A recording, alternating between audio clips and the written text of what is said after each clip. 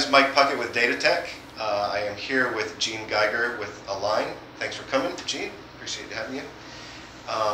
Tell me a little bit about your role at A-Lign and what A-Lign does as a company. Absolutely. Again, my name is Jeanne Geiger. I'm a partner with A-Lign. I'm responsible for our information security services, which includes PCI DSS, credit card audits, audits around healthcare, which is the protection of health information, our technical penetration testing services, as well as our ISO certifications and FSMA federal government type audits. We focus heavily on service providers like Data Tech, performing audits that your customers would be interested in to make sure that the data and systems that they host with you would be protected, and that includes the SSA 16 and the SOC 2, which is the audit that we do for you all. What is your role in the company? What do you do specifically? I basically oversee the methodology development and the quality control of our reports, oversee our auditors and managers that are out actually doing the audits. It's really important for this type of work that the quality of the audit being performed and the methodology that we follow complies with the standards that are out there, so that the reports, when we issue a report for you, like the ones that you provide to your customers, they want to really be able to see that the audit that went deep enough. It really looked at the things that were important to them, so that when they get that report, they can rely on it. So my role really is to make sure that our methodology and our service delivery meets that goal.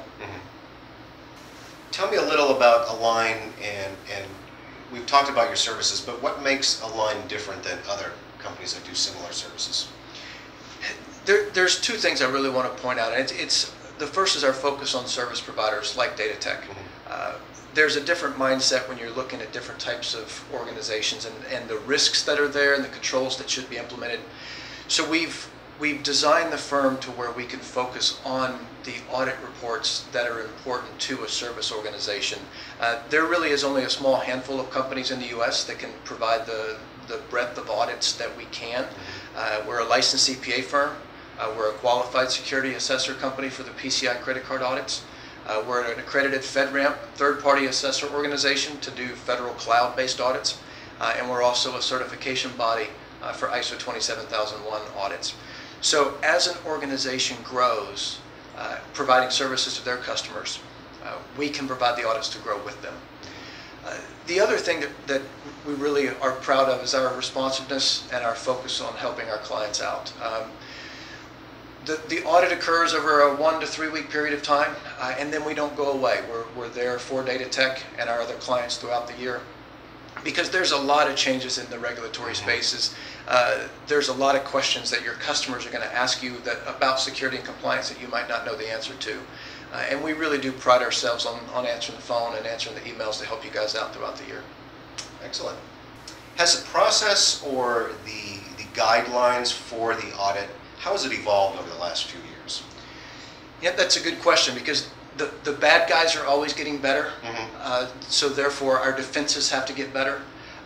The role of the managed service provider has grown as well. More and more systems, data, technology has been turned over to managed service providers.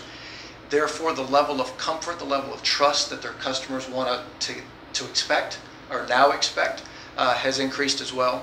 So what we've seen, particularly related to the SOC 2, is the acceptance and the growth of that. Just recently, the AICPA issued an update to SOC 2 that continues to require additional things of the service provider, additional requirements that we need to test. One of those specifically is the risk assessment, because we want to make sure that organizations are spending time on the things with the highest impact. And how do you know that unless you take a step back, look at the organization as a whole and say, where are our risks? What are the proper controls to put in place? So we really have, in 2014, the majority of the standards writing bodies released new versions. So NIST 853 Rev 4 came out for federal government space.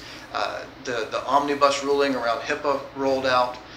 PCI released version 3.0, and as I mentioned, the AICPA updated the SOC 2 criteria. So we are all trying to stay ahead of the bad guys, and the standard writing bodies are helping us do that. Tell me a little bit, Well, you mentioned SOC 2. Tell me what that means in a sense. Absolutely. Without trying to get into too much Yeah. technical jargon around the standard. You'll go over my head, I'm sure. But What we really want to do is the SOC 2 focuses on the trust principles and criteria.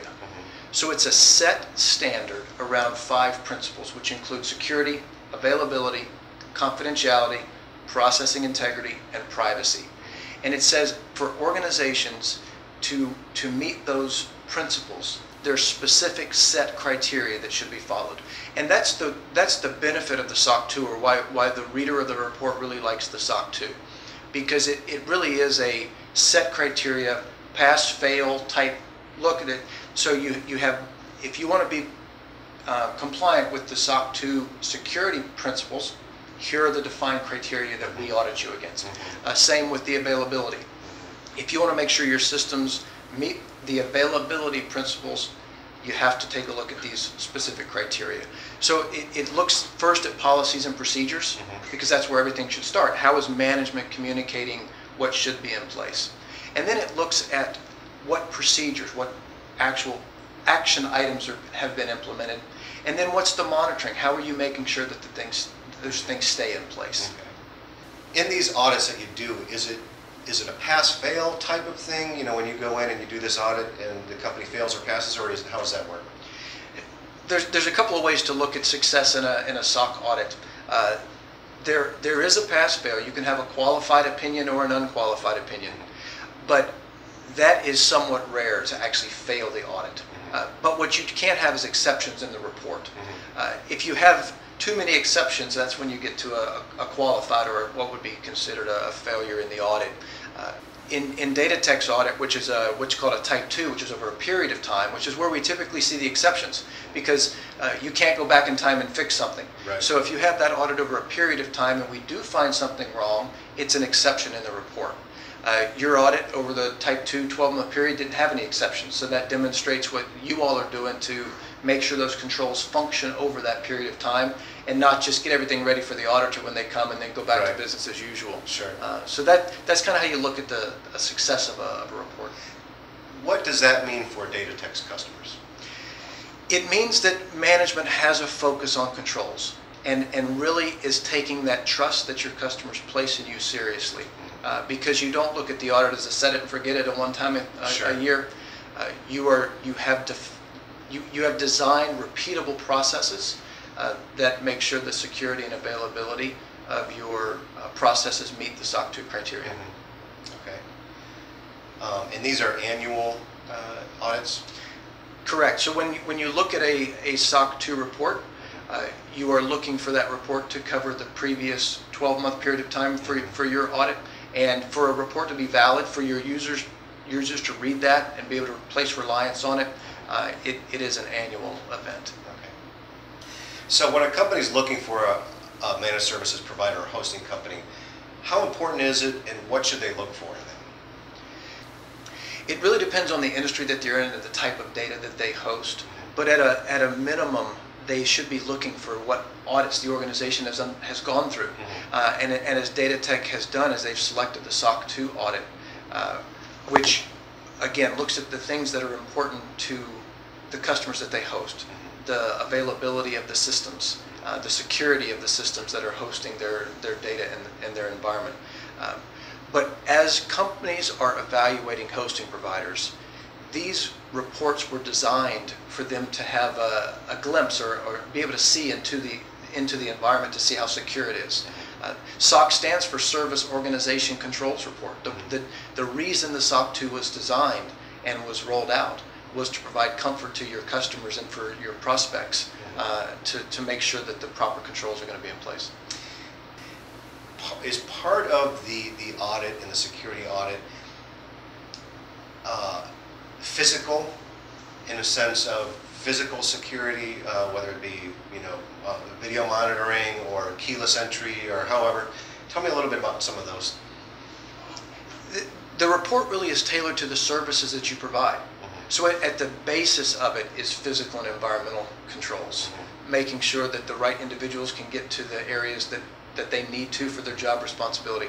making sure that the environmental controls are in place to ensure availability if you have some sort of event like a power outage and hurricanes like we have sometimes here in the state of Florida. Right.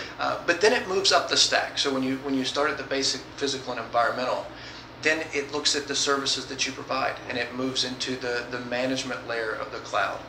Then it can move into the infrastructure platform, software as a service. So the report is really tailored around the services that you provide to your customers. You mentioned the different types of SOC 2. Can you talk a little bit about those? Absolutely. I touched on it briefly. I try not to get too much into the accounting jargon, but there are two types of a SOC 2 report. There's a type 1, which again is a point-in-time report. And basically what that report looks at is the design and implementation of the controls. So are they designed properly, and are they implemented at the point in time that the audit is conducted? Then there's the type 2 report, which is what data tech undergoes. And that adds a third element to the report, which is the design, the implementation, but then the operating effectiveness. So are those controls operating as they were intended over a period of time? And the period of time for your report is a 12-month period. So when we conduct the audit, we look back 12 months to see if that report, or excuse me, to see if those controls have operated as intended over that period of time. Last 12 months. Absolutely. So we go back, we do things like take larger samples. So if we were doing a type 1 report, we would not sample as many occurrences of a control because again we were just looking at that point in time. With a type 2, you have to be doing it correctly, right, because we're going to pull more samples to validate that. Right. There's no sweeping it under the rug. No sweeping it under the rug. You're going to look for it and find it no matter what. So. Yep, absolutely. Well, Jeanne, I appreciate you coming and sharing this with us. This is very important information and very educational. You know, we really want to show our customers and even prospects, you know, the stringent guidelines that data tech has to undergo in order to be secure. And you guys have done a wonderful job in helping us get there, and we appreciate your insight and your partnership. All right, thank you, and we value the relationship as well. We've enjoyed working with you guys over the past few years. Thank you. Thanks for coming. Yeah, thanks, Mike. Thank you.